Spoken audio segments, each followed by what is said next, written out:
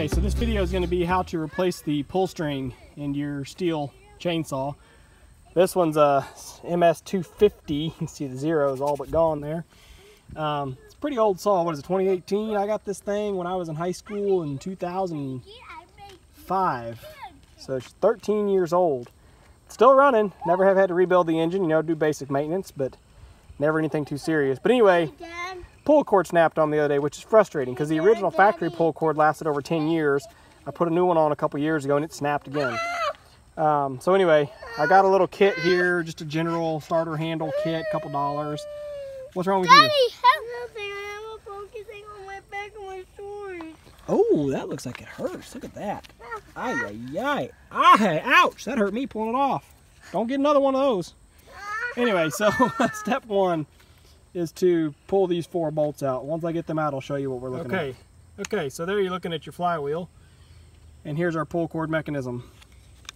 So the cord, my cord is snapped and gone, but the cord just wraps up around here. So when you pull the cord out, see, normally when the flywheel's spinning, it stays in like this. When you pull the cord, you go this way, and this dog, that black dog right there, pops out and engages the flywheel to make the flywheel spin.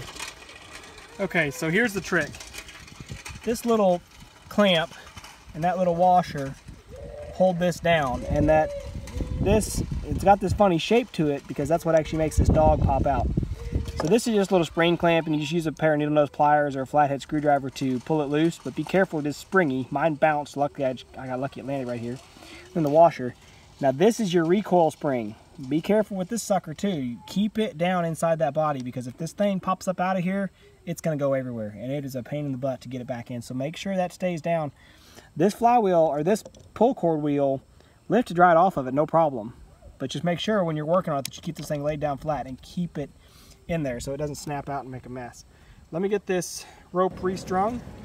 Okay, so now you see, fed our string in through here, and there's actually a little hole right here. So you have to feed it in, and then poke a screwdriver through right here, a small screwdriver, poke a screwdriver through this little hole to pull your string up through this hole here, tie your dog knot, and then pull it back down. So this actually, it's designed that way so it gives you a little pocket there for your dog knot to sit down in. And then you can see I've run the other end out the orifice for the pull cord.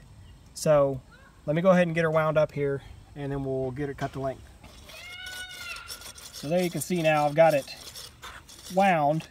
So what I did was started with the wheel without it wound and just started winding it this direction. And you can do that until you hear that spring pop.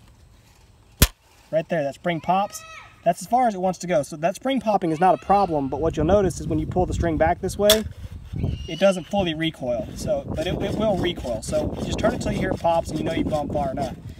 So now, let me get my washer and my spring back on, and we can actually put this housing back on the saw if we want to. And then what we'll do is we will pull the cord out full extension and then tie the dog knot in the rope, because what you'll find is if you just have it right here relaxed and then you try to tie it onto the handle, see this, the string fits down inside the handle. So if you have it relaxed and tie your knot, then your handle's going to sit there and dangle loose. So in order to keep the handle sprung up tight and neat, then you need to actually pull it out a little bit and tie your knot. So then when it springs back, it pulls the handle up tight. Okay, so you see here I've got the pull cord through the handle, but I don't have it tied yet. I'm going to wrap it up around my hand, and y'all listen. So there, see there's a little bit of slack there.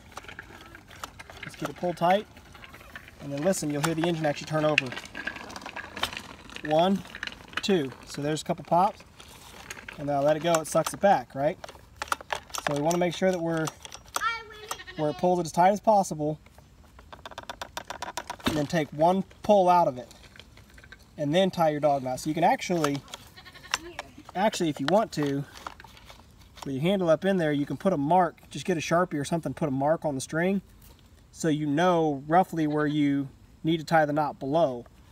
Because like I said, I want to pull it out to where once it pulls back in, it's staying in. And then I want to tie my knot about 1 inch below that. So I'll put a mark on my string here, right at the top of the handle where I can reach it with a Sharpie. And then I'll pull the string out, you know, 1 revolution or whatever, and tie the knot about 1 inch below it, so the knot will sit down inside the string, or down inside the handle, I'm sorry, and then we'll cut all the excess off. All right, see there? Mark the top of the handle, put my knot below, let it go back. Look at that. Look how well it holds that handle in there. Boom! Couldn't ask for better. I'm gonna put a second round on that knot, just to make sure it's an extra large knot so it doesn't possibly try to pull back through that handle.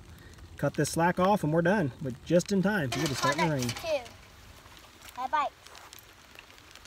See if we can start her up here.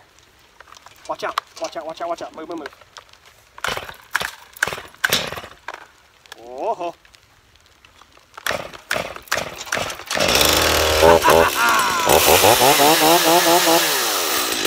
Woohoo! Woohoo!